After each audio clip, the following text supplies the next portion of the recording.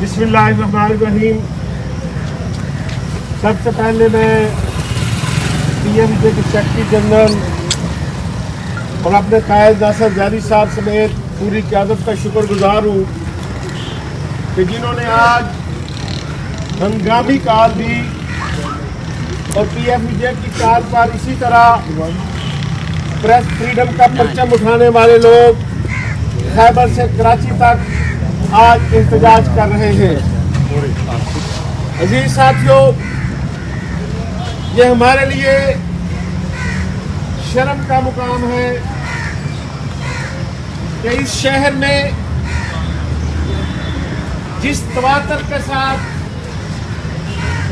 جرنلسٹوں پر attack کیے جا رہے ہیں، ان کا اغوا کیا جا رہا ہے، ان کا معاشی قتل کیا جا رہا ہے، اس حوالے سے میں یہ سمجھتا ہوں کہ RIUJ کو چاہیے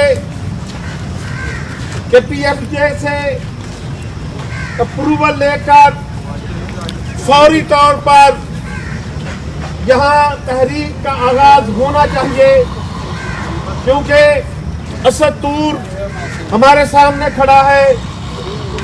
اس کے واقعہ کو 2 ماہ گزر گئے.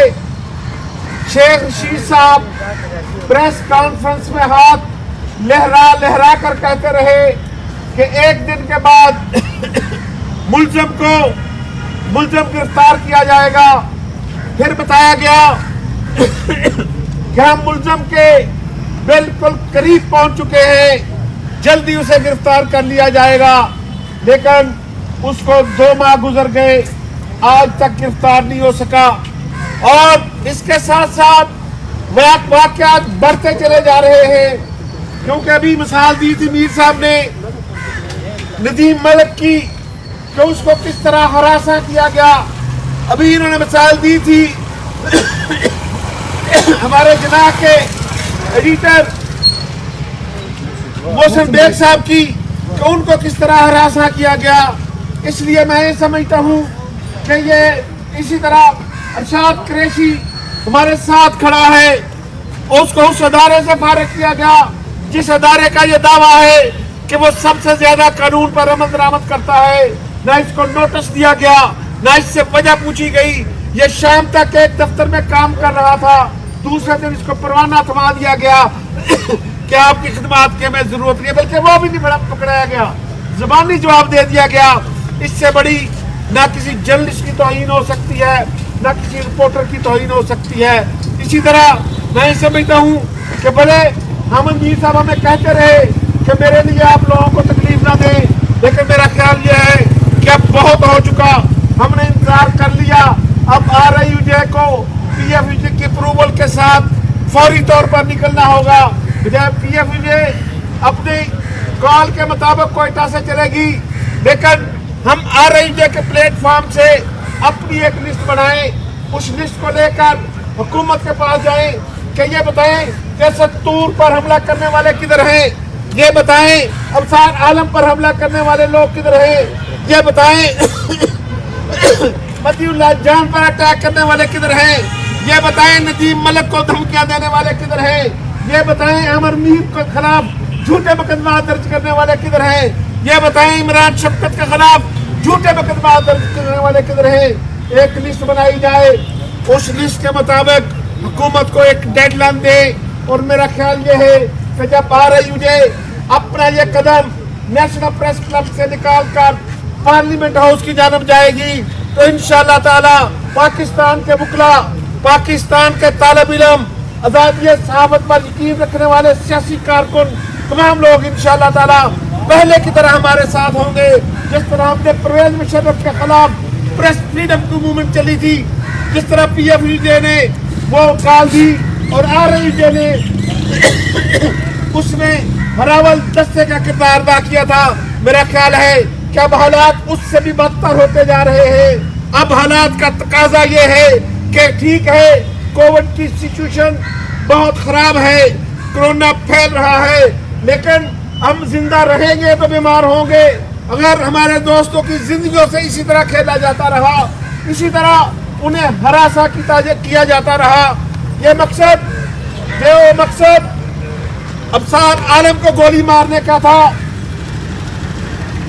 जो मकसद असद तूर के घर में घुसकर हमला करने का था, जो मकसद हामिद मीर को किसी कसूर के बगैर जियो से ऑफ एयर करने का था, वही मकसद आज आमिर मीर और शफकत इमरान को हरासा करने का है।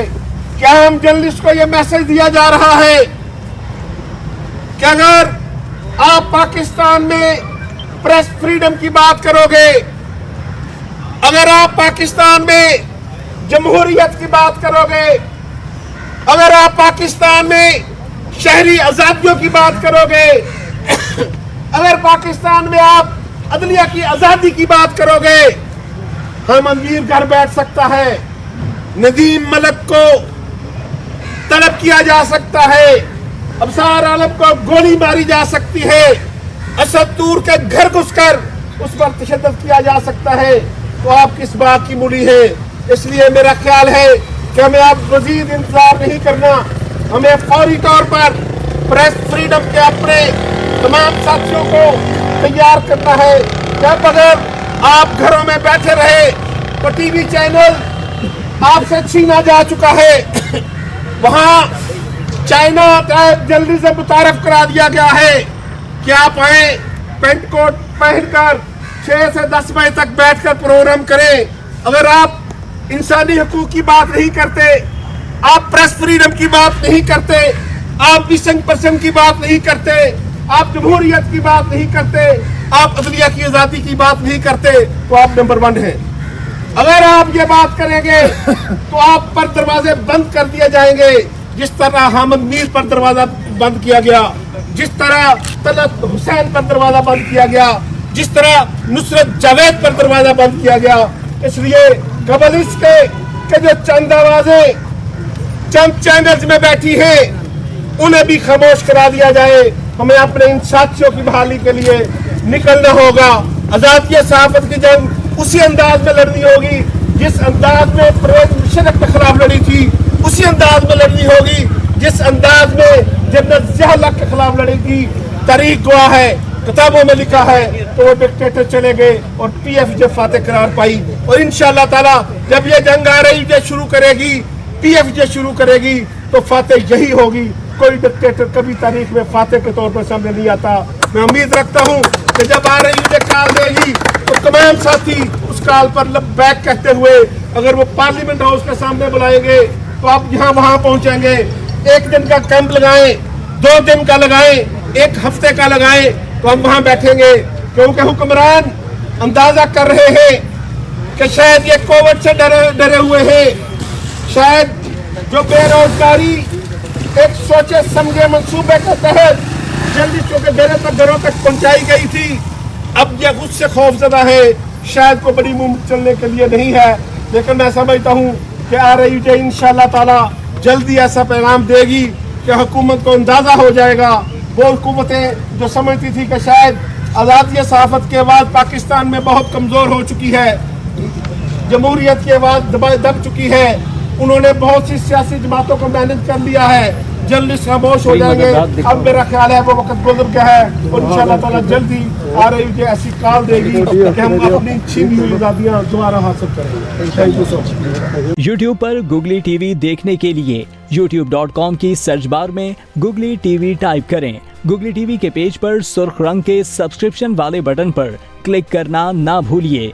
YouTube पर अपलोड होने वाली वीडियो से बाखबर रहने के लिए बेल आइकॉन पर क्लिक कीजिए। आपको हर नई आने वाली वीडियो के बारे में नोटिफिकेशन मौसूल हो जाएगा।